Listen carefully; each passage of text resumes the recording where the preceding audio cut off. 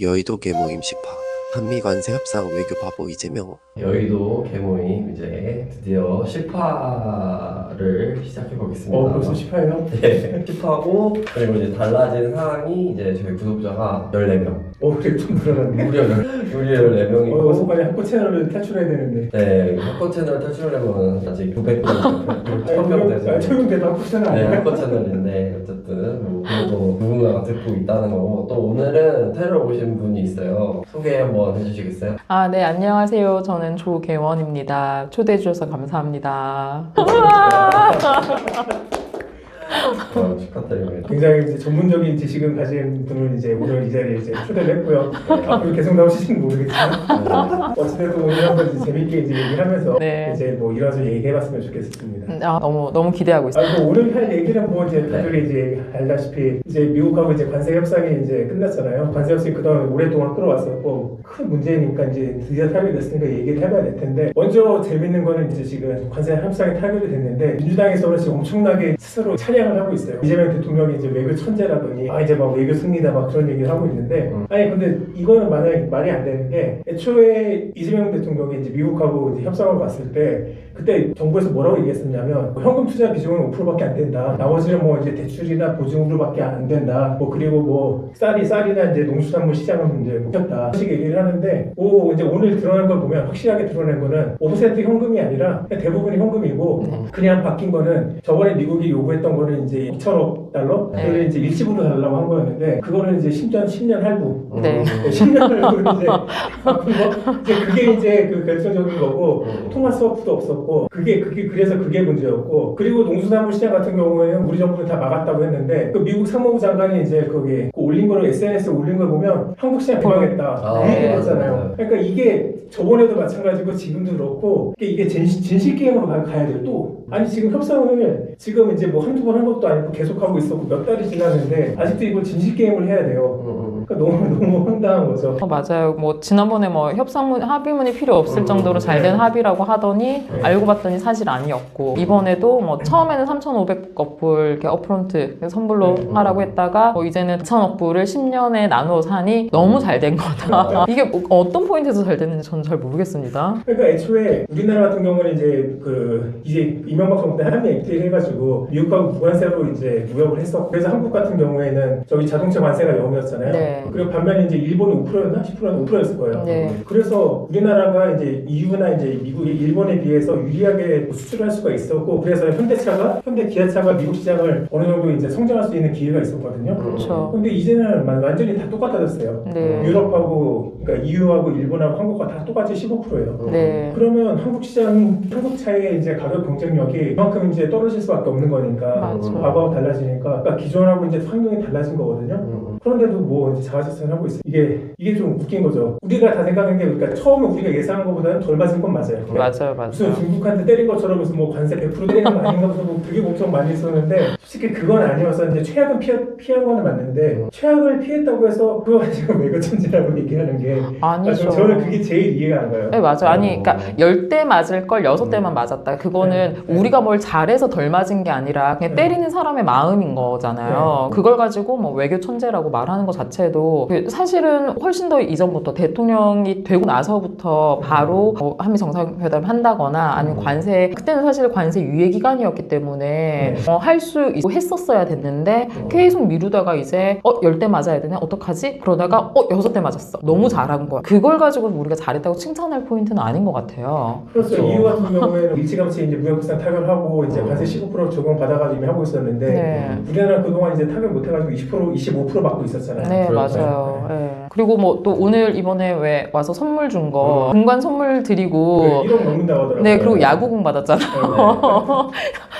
이게 과연 외교를 잘한 것인가? 무궁화가 훈장도 주고. 네, 그렇죠? 맞아요. 그리고 그 대통령이 소셜미디어에 처음에 올릴 때는 어떤 일이 있었다라고 하고 프라임 미니스터라고 얘기를 했어요. 그러다가 그 이후에 그걸 프레지던트로 바꿨거든요. 도대체 그러니까는 아니 대한민국이 어떤 나라인지, 그리고 본인이 여기에 와서 누구를 만나는지, 프레지던트인지 프라임 미니스터인지 구분조차 못할 만큼이라는 거는, 그게 단순한 실수 수로만 우리가 볼 수 있는가 굉장히 의문이 드는 거예요. 그러니까 이런 상황인데도 그걸 가지고 한 나라의 대통령을 그렇게 표현을 했는데 이걸 외교 천재라고 사실 말하는 거는 굉장히 좀 문제가 있는 거 아닌가 이재명 싶어요. 대통령이 처음에 당선됐을 때 원래대로 그동안 우리나라 대통령 처음 당선되면 그날 바로 미국 대통령하고 통화하거든요. 아, 그쵸. 근데 이재명 대통령 그거 못했었잖아요. 그래서 백악관에서 큰 우려를 표했잖아요. 아, 저는 좀 문제가 많다고 봐요. 걱정도 많이 하고 기사 같은 거 나오는 거 보면 미스터 리라고 표현을 하더라고요. 맞아요. 얼마나 네. 그리고 야구공도 받았다고 했잖아요. 네. 오타니도 10년 할부로 그 계약금을 했거든요. 저기 이제 지금 이제 연봉은 이제 초반에 받는 게 아니라 맞아요, 나중에 맞아요. 보너스만 받아가지고 이제 셀러리 캡 제한 피한다 그거 말하는 네, 거죠. 그래서 그 구단을 위해서 좀 더 하라고 이재명은 또 야구에서 영감을 받았는데 근데 그게 할부 받았다고 해서 네. 그게 의미가 있는 게 아니라 네. 그러니까 최악만 피한 것뿐이지. 네. 그러니까 맞아. 우리나라 한국은행에서 이제 외환 진행 안정을 위해서 이제 한 해 동안 쓸 수 있는 그래도 150억 달러에서 200억 달러거든요. 한 개 우리나라 한 개 그 딱 그 한 개만큼 미국한테 주는 거예요. 맞아요. 그러면 우리나라 이제 외환 방어 능력이 또 없어져요. 그렇죠. 맞아요. 그러면 이제 98년 IMF 때도 해외 이제 투기세력 때 들어가지고 장난질하는데 그걸 못 막아서 IMF 터진 거였잖아요. 네. 그러니까 이런 식으로 이제 외환 보유고가 하다가. 한국은행이 보유할 수 있는 그 여력이 확 떨어지면 되게 장난질에 당할 가능성이 되게 높아지거든요. 근데 그걸 막으려면 결국에 이제 한미 통화사업소를 이제 무제한으로 받았어야 되는 건데 그걸 못 받은 게 굉장히 문제예요. 그러니까 되게 우리나라 이제 외환 시장은 200억 달러씩 이제 주게 되면 이제 굉장히 쉬운 사냥감이 될 거예요. 그렇죠. 근데 반대로 또 누가 이렇게 표현을 하더라고요. 한미 수합을 처음에 던졌기 때문에 네. 이 정도의 협상 결과를 이끌어내나. 세게 던졌기 때문에 네. 이 정도의 쾌거를 이룰 수 있었던 거다. 이렇게 평가를 하시는 거예요. 통화사업부가 별것도 아니고 그동안 맨날 매줘왔던 거고 특별 것도 아니거든요. 답답합니다. 미국에 찍혔으니까 통화사업부가 안 된 건데 네. 그걸 이제 할부로 이제 받았으니까 지금 괜찮다고 하는 건 이제 말 그대로 이제 정신승리인 것 같고. 네, 맞아요. 그리고 사실 처음에 3,500억 불을 이야기했을 때 이제 2,000억 불에 대한 거는 이제 네. 10년 할부. 나머지 1,500억 불도 우리가 그냥 없어지는 게 아닌 거잖아요. 그렇죠. 우리나라 기업들이 미국 가서 거기 조선업에 직접 투자를 해야 되는 건데. 네, 맞아요. 지금 전 세계적으로 조선업의 기술이 중국 네. 1위, 2위가 대한민국이거든요.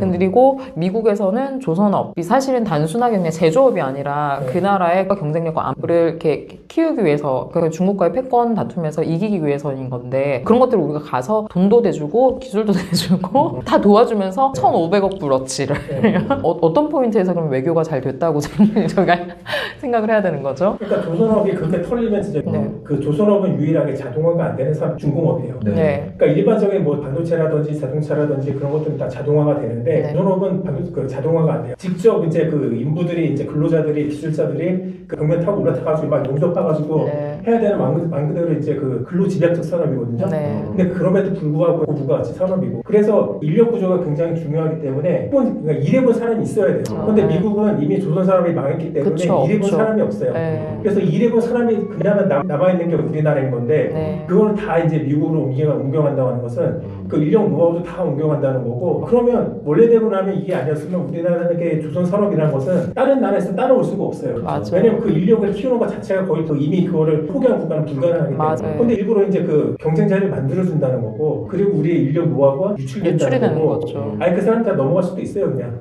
네, 왜냐하면 맞아요. 미국에서도 그 인력 쉽게 양성할 수 있는 게 아니기 때문에 아예 그냥 뭐 장기체로 비자 받아서 이제 일할 수도 있는 거고 네, 맞아요. 네. 그럼 한국 조선 산업도 이제 굉장히 이제 위기 처하게 될 것 같아요. 네, 맞아요. 그 처음에 한미 정상회담 이제 미국에서 할 때 네. 이재명 대통령이 딱 앉았을 때 앉자마자 트럼프가 제일 먼저 했던 게 조선 이야기거든요. 그렇죠. 2차 세계대전 때 미국은 하루에 배 한 척씩 만들던 기술인데 이제 그거 없다. 다시 그거 하겠다. 근데 네. 사실 그걸 하는 게 정말 단순하게 제조업이나 지역의 일자리를 위해서가 아니라 패권 경쟁인 거잖아요. 그게 시뮬레이션 결과가 있었대요. 네. 결국에는 아무리 기술이 좋은 배 뭐 몇 척이 있는 것보다 결국에는 N수가 많아야 되는 거예요. 네. 근데 중국에서는 그걸 만들어낼 수 있는 기술이 있는데 미국에서는 그 기술 자체도 없고 네. 예를 들어서 배가 이렇게 수리를 해야 된다라고 할 때 수리할 수 있는 기술도 없는 거예요. 그러니까 그거를 이제 한국의 거를 다 가져와서 기술과 인력과 자본까지 다 가져와서 그 미국의 패권 경쟁을 위해서 쓰겠다. 했겠다는 건데 이런 거에 대해서 사실은 경각심을 가져야 된다고 저는 보거든요. 근데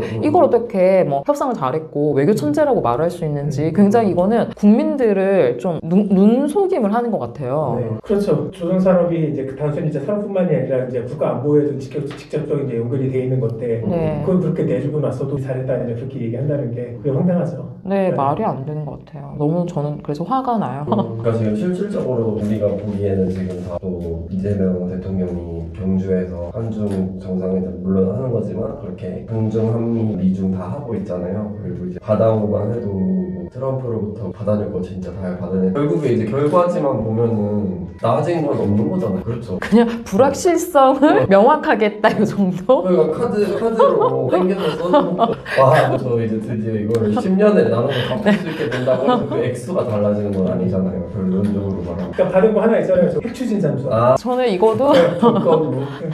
아니 그리고 핵 추진 잠수하면 사람들이 좀 핵이라는 단어가 붙어서 그러니까 뭔가 핵미사일 쏘는 거 그게 말고요. 착각하는 거예요. 근데 이거는 그냥 추진 원료를 디젤이나 배터리로 하던 거를 네. 그냥 핵 추진으로 하겠다는 것 뿐인 거지. 그렇죠. 이게 핵무기랑 전혀 상관이 없는 그러니까 사람들이 거거든요. 궁금하는 게 이제 미국에서 핵잠수함이라고 하면 핵 추진하면서 동시에 핵미사일 같이 써요. 미국은. 그쵸, 예. 뭐 영국도 그렇고 뭐 러시아도 그렇고. 근데 우리나라한테 허용해 준 거는 이제 핵 추진, 이제 추진. 엔진만이 이제 그쵸. 그 핵으로 해다 이제 그게 또 이제 또 아니에요. 그러니까 미국 같은 경우에는 핵 잠수함 했을 때 90% 농축된 이제 맞아. 우라늄 가지고 이제 연료도 쓰는데 우리나라는 20%까지 네. 하는데 그거는 이제 되게 떨어지거든요. 물론 디젤보다는 낫죠. 네. 디젤보다 난데 핵 추진 잠수함 같은 경우에는 이제 90% 농축 우라늄을 쓰면 그게 한 이제 30년 가요 연료가.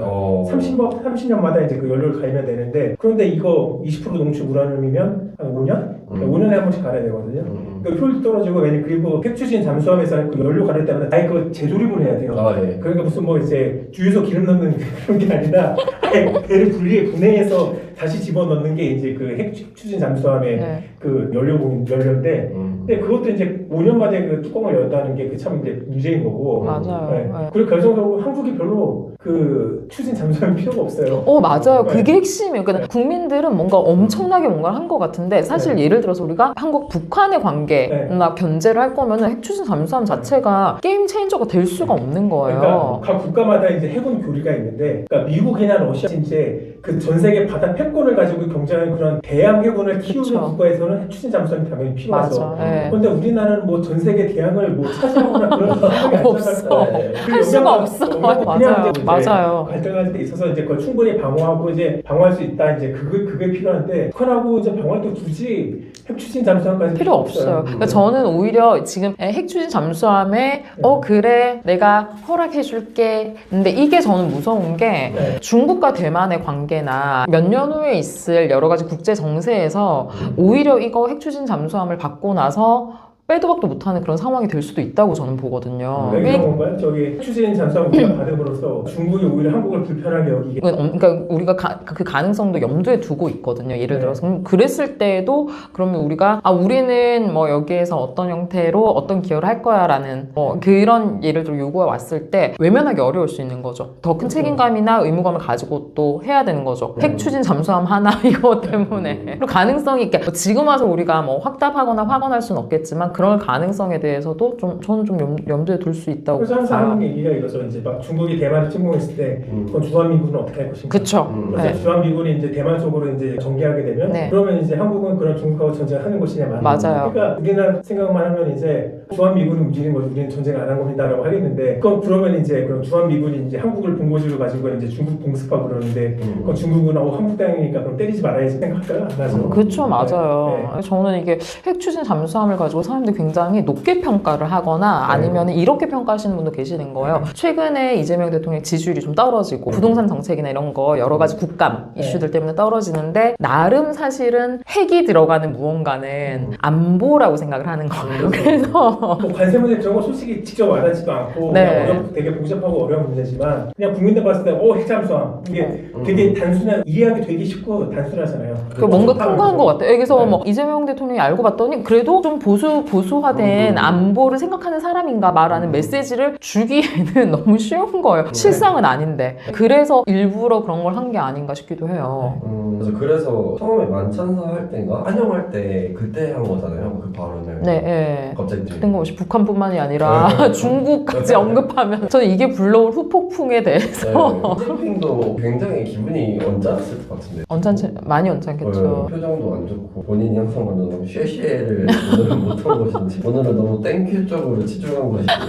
네. 그래서 관세 협상 해가지고 이제 보면 또 하나 문제가 뭐냐면 반도체가 아직 파견이 안 됐잖아요. 네, 맞습니다. 근데 반도체 같은 경우에는 이제 결국 이거는 이제 결국 이제 무역 분쟁에서 이제 처음에 이제 관세 무역 협정에 대해서 그게 문제가 생겼던 것은 또 이제 그 중국과의 무역 분쟁이었고 중국과의 무역 분쟁에서 또 문제가 된 그 원인은 또 이제 반도체 때문이었잖아. 모든 시작은 이제 반도체에서 시작이 됐었는데 네. 그 반도체 관련해서는 여전히 이제 그 협상을 안 줬어요. 아직 이제 관세 부과는 안 했는데 네. 아직 그런데 이제 15%라는 그 확답이 없으니까 아직 이제 결정이 안 되고 그리고 우리나라는 이렇게 얘기를 하죠. 대만에 비교해서 이제 불리하지 않게 이제 그거 이제 약속을 받았다고 하는데 그 명문화 되지 않는 이상 그걸 어떻게 확인할 수가 있겠어요? 어떻게 이제 그거를 확신할 수가 있죠? 저는 방금 네. 명문화 말씀하셨는데 네. 이게 너무 중요한 것 같거든요. 왜 네. 저희가 소통을 그냥 하다 보면 네. 같은 말을 주고받았다고 하지만 네. 서로 이해하는 바가 다를 수 있잖아요. 그렇죠, 그렇죠. 그게 뭐 개인 간의 관계는 사실 크게 상관이 없지만 네. 국가 대 국가는 의사소통을 했다라고 하지만 명문화 해야 되는 게 저는 맞다고 네. 보거든요. 근데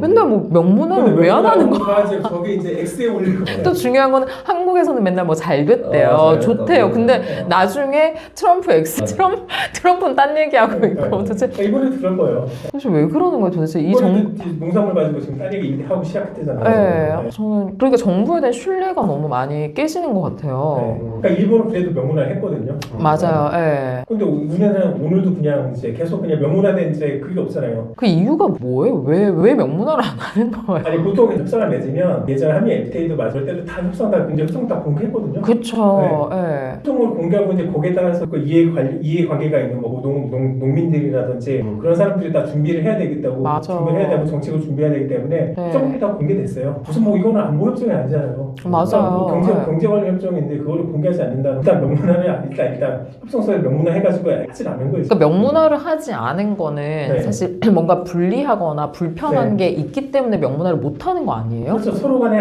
이거는 아직 좀 어디까지 이제 그냥 대략적으로만 접근을 한 거지 구체적으로 결론과 이제 합의가 이루어지지 않았기 때문에 또 명문화가 안 된 거거든요. 결국에는 그러면 느낌적으로는 좋은 것 같지만 네. 실상은 이루어진 게 없다는 거죠. 그러니까 그게 이제 이재명 대통령이나 트럼프 대통령 입장에서도 이해가 맞아 떨어진 거예요. 왜냐하면 트럼프 대통령 입장에서는 아직 그게 명확하게 떨어진 게 아니기 때문에 추후에 또 앞서갈 수 있는 이제 근거가 되잖아요. 명문화된 게 아니니까 네. 나중에 또 궁극할 수가 있는 거고. 그리고 이재명 대통령 같은 입장에서도 명문화가 되면 너 왜 이렇게 못했어? 라고 이제 공격을 받을 수가 있는데 명문화가 안 돼 있으니까 아이고 우리가 잘했어 라고 그냥 이재명 정부가 그냥 지금도 이미 하고 있죠. 국내 뭐 농수산물 시장 막았습니다. 그냥 미국하고 지금 딴 얘기하고 있는데 그러니까 우리 잘했어 잘 막았어 했을 때 하는 근거가 없는 거예요.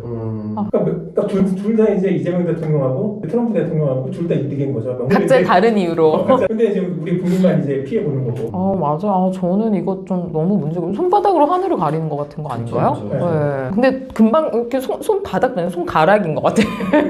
뭐 말하고 나서 얼마 안 돼서 바로 그 사실 다 드러나니까. 그렇죠. 뭐 저번에도 뭐 협의문을 쓸 필요도 없을 정도로 잘됐다고 맞아. 막 했는데 전혀 아니었던 거. 맞아요. 뭐 농수산물 이것도 분명히 이제 진실이 드러날 거예요. 정말 이제 농수산물 시장 개방할 것인지 아닌지 드러나겠죠. 그리고 만약에 이제 정말 농수산물 시장 개방 안 한 거다라고 이제 한국 정부가 그렇게 명확하게 주장해서 내버려면 다시 트럼프 대통령이 명분은 안 됐으니까 지금까지 다시 또 이제 주장하겠죠. 근데 높은 확률로 한국에서 하는 말의 신뢰도가 낮은 거 아닌가요? 그렇죠. 솔직히 이 협상에서 갑은 미국이고 우리나라잖아요. 네. 그러니까 갑이 힘이 더 있는데 갑이 하는 말이 이제 아무래도 그 맞아. 협상문에 실을 가능성이 훨씬 더 많죠. 맞아요. 그리고 100% 개방해야 된다라는 뭐 이런 내용들은 백악관에 이미 이렇게 정보가 난 것 같더라고요. 그래서 이렇게 세상이 지금 빨리빨리 돌아가고 모든 정보가 오픈돼 있는데 왜 이 정부는 그런 거에 대해서 둔감하고 이렇게 감추면 다 되는 것처럼 왜 그러는 걸까요, 도대체? 그거는 이제 국내 사안을 감출 수가 있고 국내 사안을 감출 수가 있고 그거를 재미를 봤으니까 이제 하는 건데 아니 근데 상대방이 미국인데 그러니까요. 지금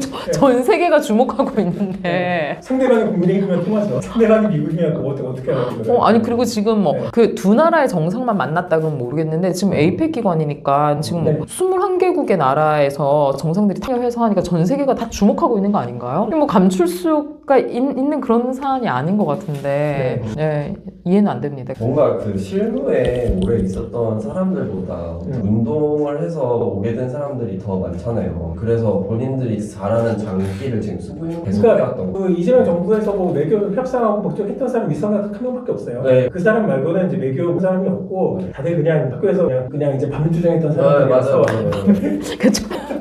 이번에도 반민주정한 사람들 때문에 당대표도 이렇게. 아니 이번에도 경주에 60명의 대진연 학생들이 그 난입하려다가 걸렸대요. 반미 그 나가라, 그 미국 가라, 트럼프 오지 말라 이러면서. 근데 그거를 저번에 이제 혐중이라고 하면서 했잖아요. 네. 이제 네, 혐의는 혐의는 이제 뭐 이런 거 없고 네. 뭐 체포 이런 것도 따로 안 돼. 그냥 훈방 조치 이렇게 바로. 그러니까 기본적으로 이제 네. 민주당 정치인들을 보면 네. 미국에 대한 관련된 스탠스가 되게 적대적이에요. 그래서 이제 내가 뭐 저기 이제 그걸 이제 미국 사람도 모르는 게 아니에요. 그래서 이제 내가 모셨던 이제 의원님이 이제 예전에 이제 미국이라든지 막 그런데 이제 태평양 경제 참여했었고 막 이제 한국 전쟁 참여했었던 이제 동맹군 막 그런 거 만난 적이 있거든요. 네네. 근데 막 묘소 참여하고 근데 민주당이라고 하니까 거기 사람들 민주당 사람 여기 왜 왔지? 하면서 하더라고요. 아니, 약간 좀 이상하게 갔다고 하더라고요. 아니 이게 진짜 근데 네. 이렇게 되게 중요한 게 네. 제가 아는 미국인이 있어요. 네. 연세 많으신데 한국에서 예를 들어 북한에서 뭐 한국 남한으로 뭘 했다 그러면 굉장히 긴장하거든요. 이게 왜 그러냐면 한국 사람들은 일본의 지진이 그렇게 나는데 불안해서 어떻게 살아? 뭐 이러잖아요. 근데 반대로 전 세계 모든 사람들은 한국 사람들은 북한이랑 그렇게 붙어서 불안해서 어떻게 살아? 이러거든요. 그리고 미국인들은 특히 전쟁이 나면 자기들 동생, 뭐 자기들 아들, 친인척들이 실제 그 전쟁에 참여를 하는 나라예요. 그렇죠. 그러니까 이게 대하는 온도나 이런 게 굉장히 다르거든요. 그래서 저 아는 분도 자기 동생이 한국 전쟁에 참전하셨던 분이신 거예요. 그러니까 한국에 대한 혹은 한국의 그 전쟁이든 아니면 어떤 안보에 대해서 굉장히 관심이 많으세요.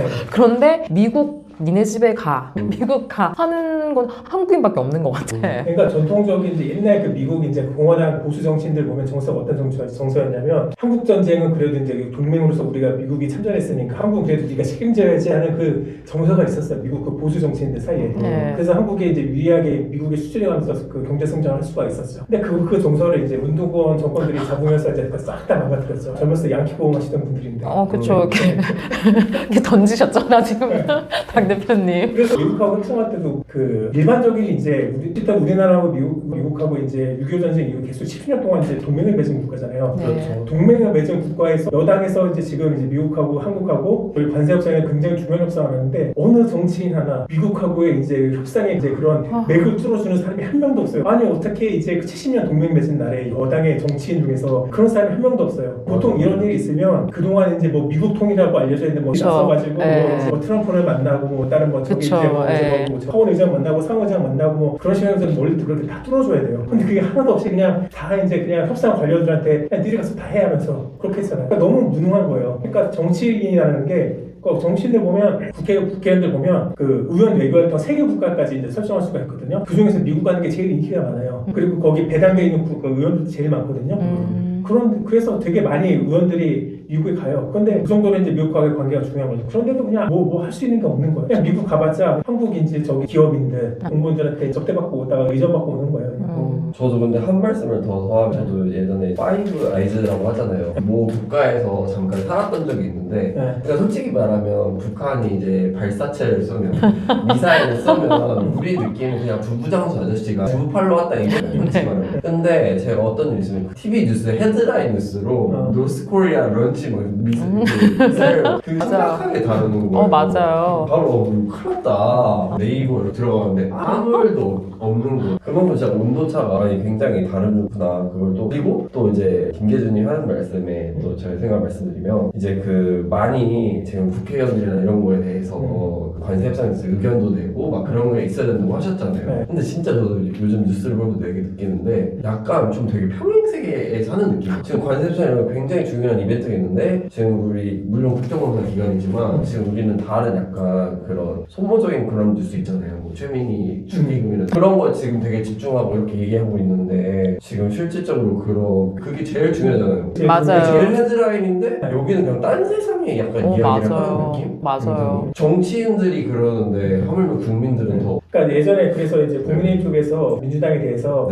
관세 협상하는데 왜 이제 제대로 못하냐 막 이렇게 해서 정부 막 이제 막 이거 문제 제기를 했어요. 근데 그래서 민주당이 뭐라고 했냐면 그럼 너희들도 좀 도와라.